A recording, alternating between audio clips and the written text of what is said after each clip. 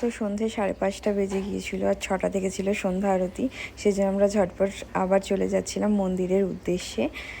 তো যেটার জন্য আমরা সকাল থেকে ওয়েট করেছিলাম। এই সন্ধ্যাবেলায় সন্ধ্যা আরতিটা এত ভালো লাগে, যারা মায়াপুর গেছো সবাই তো জানোই যে এই সময়টা কত ভালো লাগে।